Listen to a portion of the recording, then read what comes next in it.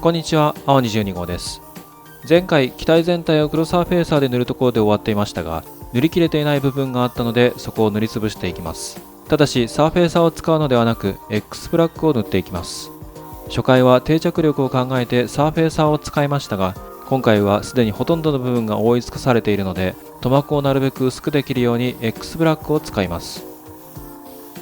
ところで、そもそもなぜ全体を黒く塗るかですが、いわゆる黒立ち上げ塗装を行うためです。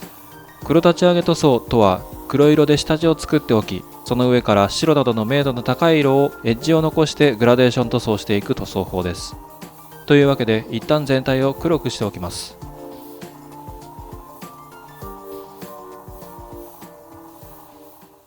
次に白を塗っていきます。白は X ホワイトと X フラットクリアを半々で混ぜたものを塗っています。全体をまんべんなく塗るのではなく、白くするところと黒で残すところを考えながら小刻みにエアブラシを動かして塗ります。このコックピットブロックでは溝があるところを黒で残すように塗っています。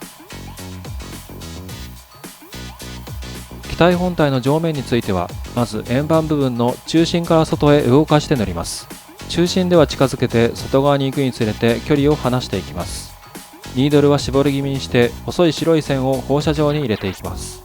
中心以外からもスタートして変化をつけます。円盤以外の部分は動かし方を変えて塗ります。くちばしの部分は前方から後方へ流します。ここからは機体下の面を塗っていきます。今度は外側から中心に向かってエアブラシを動かします。上の面は中心から外側へ、下の面は外側から中心へエアブラシを動かします。そしてところどころ点拭きしてまだらになるように塗っていきます。機体の下の面は上の面よりも全体的に黒が多めに残るようにします。シャトルの部分はくちばしの時と同様に前から後ろへと動かして塗ります。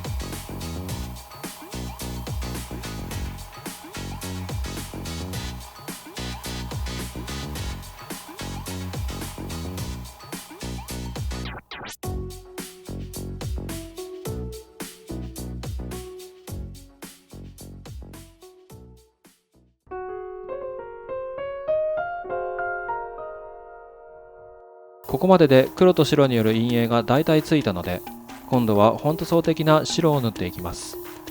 ランドバージョンのミレニアム・ファルコンは機体全体はベージュがかった白という設定になっています。キットの説明書では艶消し白をメインにグラップリホワイトを混ぜて黄色と黒を少量加えることになっています。4種類の色を混ぜて色を作るのは少々手間なので、ガイアノーツのニュートラルグレー2とバーチャロンカラーのウォームホワイトを混ぜたもので代用することにします。希釈は1対4程度に薄めにして下に塗った白黒の陰影が残るように塗ります。黒立ち上げの塗装をしてウェザリングっぽい状態にしてありましたが、ランドのミレニアム・ファルコンは初期の状態ではそれほど汚れているわけではないので、多少上に塗った白によって隠れてしまっても問題はないでしょう。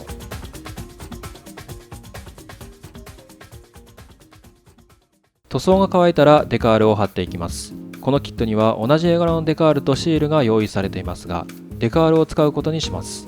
まず大まかに外装関係の部分だけ切り出します。ブルーの模様のデカールなど大きいものだけ余分なニス部分をカットしておきます。そして全て個別に切り離します。デカールの数が多いので混乱しないよう整理して進めます。機体上面に関しては4つのエリアに分けて貼っていくことにします。なのでデカールをエリアごとに分けておきます。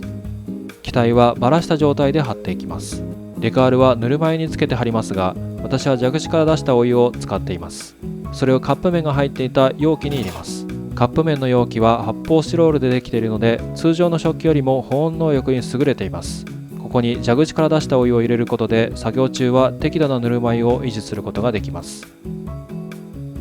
台紙から剥がして濡れた指で位置を整えたら、筆を使ってデカールの中に入り込んだ空気を逃がします。そして綿棒を使って水を吸い取ります。非常にデコボコしたところにデカールを貼ることになるので、デカールをなじませていく必要があります。ある程度なじませたらデカール軟化剤を塗ります。あらかじめ塗っておく方が効果的なのですが、あまり効果が出すぎていきなりふにゃふにゃになってもかえって貼るのが難しくなるので、最初の段階では軟化剤なしでできる限りなじませておいて、そろそろ限界と感じた時に軟化剤を使ってさらになじませていきます。ブルーの帯など大きなデカールが終わったら小さいデカールのコーションデータなどを貼っていきます。デカールを貼る順番はほとんどの場合、大きいものから小さいものへと順に貼っていくとうまくいくことが多いです。小さいものを先に貼ってしまうと、長時間作業している間に指で触っていつの間にか剥がれていたということが起きやすくなります。もちろんどんなデカールでも触ったりすれば剥がれてしまいますが、小さいデカールに比べれば大きいデカールは視認しやすいので、作業中誤って触ってしまうことははるかに少なくなるはずです。